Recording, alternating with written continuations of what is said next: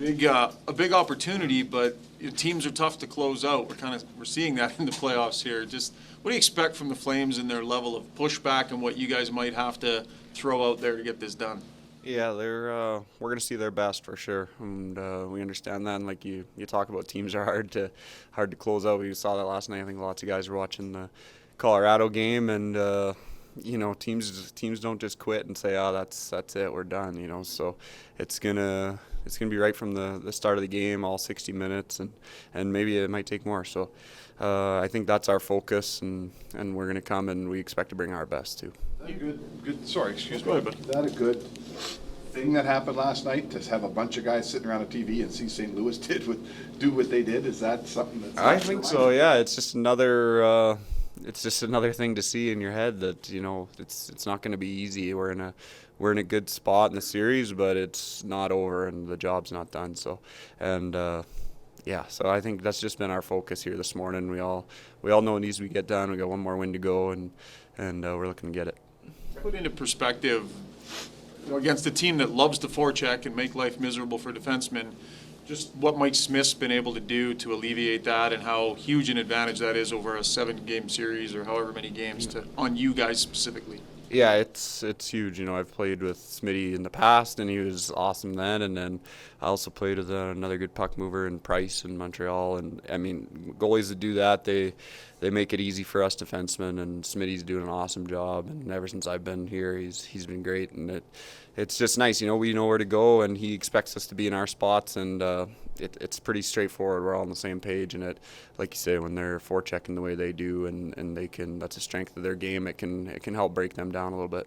You've thrown a lot of poise out there in these playoff games. How did the run to the final last year, help the game, that kind of experience these moments? Yeah, I think it's just like you say, it's just experience. It's just going through the games and just realizing the plays that need to be made that aren't glamorous plays but effective plays, and just settling in and being comfortable playing that type of game, and nothing flashy, but just putting the puck in good spots and in good positioning throughout the whole game, and it eventually leads to success. So I think just going through that, I think definitely has helped me. I just feel natural growth in my game over the years. You've been on a long playoff run, as Pierre just mentioned.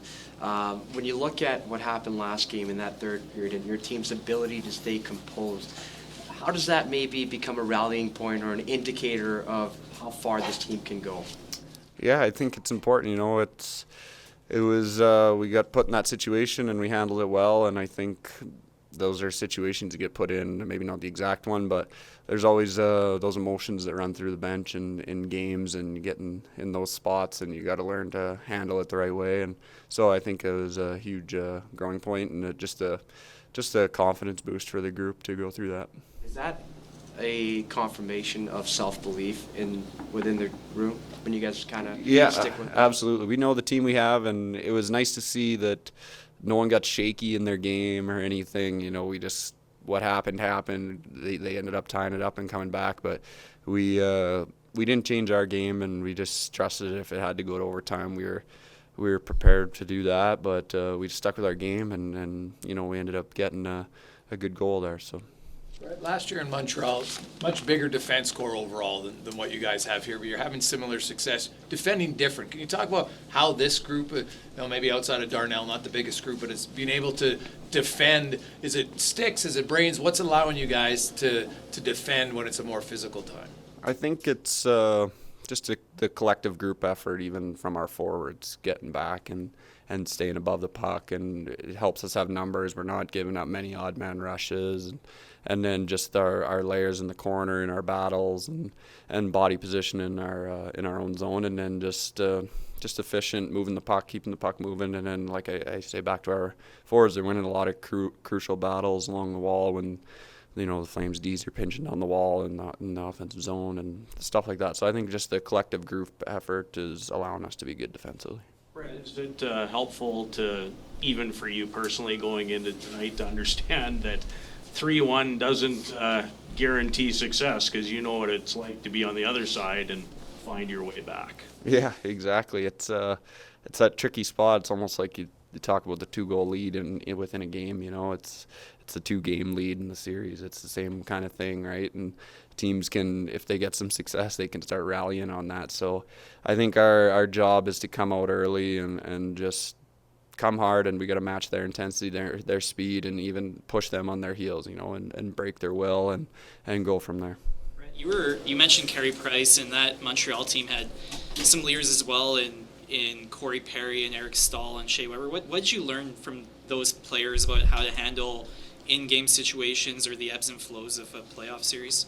I think I took from them their simplicity in the game, even, and their preparation. I think to get ready to play, and the ability to reset after a goal against, or just going from intermission back to the fresh period. And I think things like that. Definitely learned a lot from those veteran guys who you could tell they've been through a lot of big moments in their careers, and they rubbed off in the locker room a lot.